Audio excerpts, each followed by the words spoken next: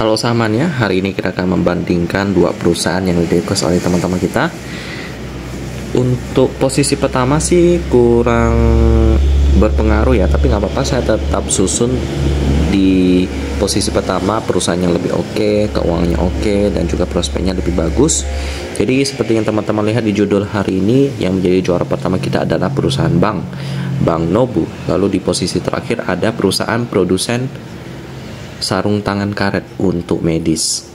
Kenapa saya taruh di terakhir? Karena mereka ini bukan perusahaan bank, tapi keuangan mereka cash rasionya kurang bagus. Kalau bank sih masih bisa dimengerti lah, karena mereka memang berhutang kepada para nasabahnya. Nanti mereka akan memutar uang nasabah tersebut. Berbeda dengan perusahaan medis, mereka kan tidak ada dapat dana dari nasabah. Jadi kalau memang mereka nggak ada cash, maka itu yang berbahaya. Jadi mereka nggak punya uang, mainnya mereka harus berhutang. Berbeda dengan bank, mereka memang berhutang kepada nasabah, tapi nasabah itu kan tidak buru-buru dalam menarik dananya. Malahan mereka bergantung kepada bank untuk menyimpan dana mereka untuk transaksi dan lain-lain untuk seumur hidup mereka. Jadi kemungkinan kecil bagi nasabah mau tiba-tiba tarik dana mereka semuanya gitu ya. Kecuali kalau ada krisis atau apa, misalnya ada kabar tidak baik tentang perusahaan bank tersebut, jadi nasabah mau kabur, itu bisa terjadi bank ras.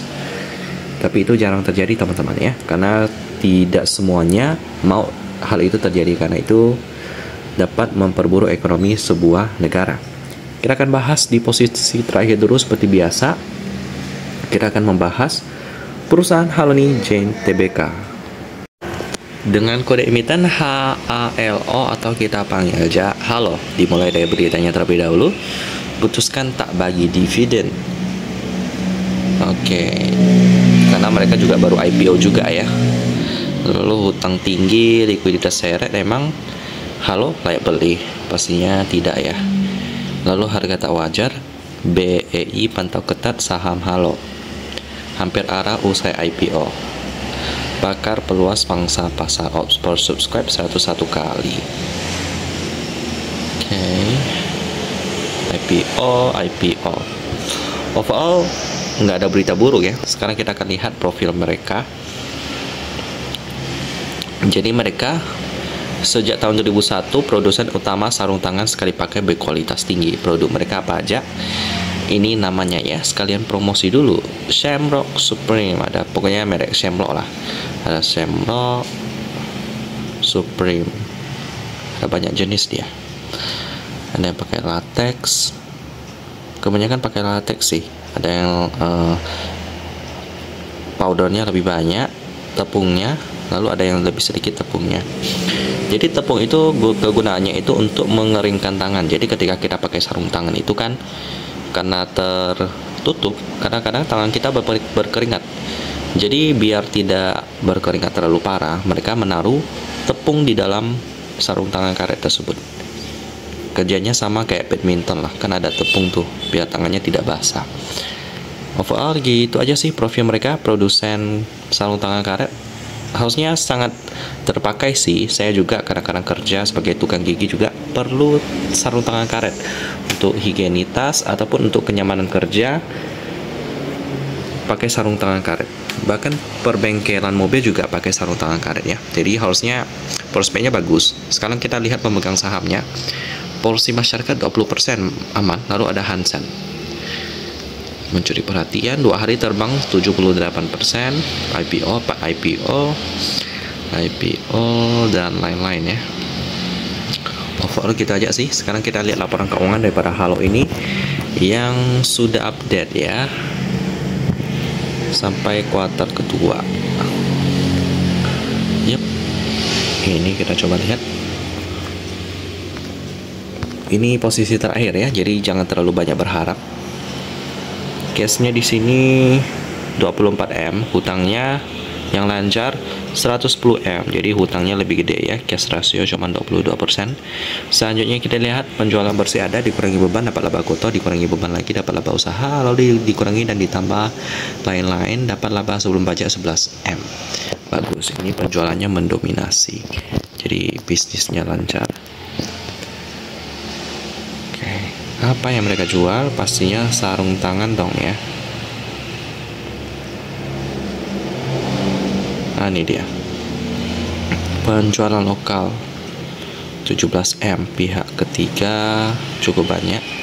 Lalu ada penjualan ekspor juga. Oke. Nggak dikasih tahu jual apa sih, tapi kita pastinya udah tahu ya. Mereka memberitahunya itu di sebelah sini.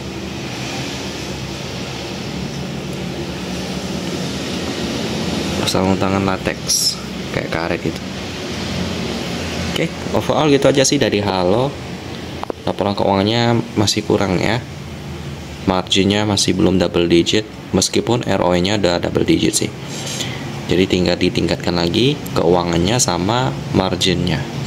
Sekarang kita lihat di posisi pertama. Nama perusahaannya adalah Bank Nasional Nobu.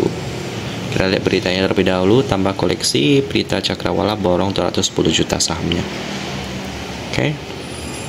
Grup Lipo. Lalu ada merger dari Bank Nobu dan Bank MNC. Nggak tahu kapan itu ya. Overall gitu aja sih, beritanya sih aman ya. Nggak ada berita hukum yang memberatkan perusahaan. Lalu ini sejarahnya ya. Perusahaan bank pastinya. Sekarang kita lihat pemegang sahamnya, porsi masyarakatnya 11%, masih aman. Lalu ada Putra Mulia Indonesia memegang 21%. Ini pengendalinya, coba kita lihat. Right issue, merger, right issue, laba bersih meningkat, merger, right issue, merger. Gitu aja sih. Sekarang kita lihat laporan keuangannya bagaimana. Ini perusahaan bank ya, jadi kalau cashnya nggak bagus, it's okay, selama cashnya itu cukup untuk bayar hutang daripada para nasabahnya. Ini laporan keuangannya di sebelah ini kali ya, auditan. Baru update di kuartal pertama di 2023. Coba kita lihat. Cukup mewah nih laporan keuangannya. Udah diaudit juga.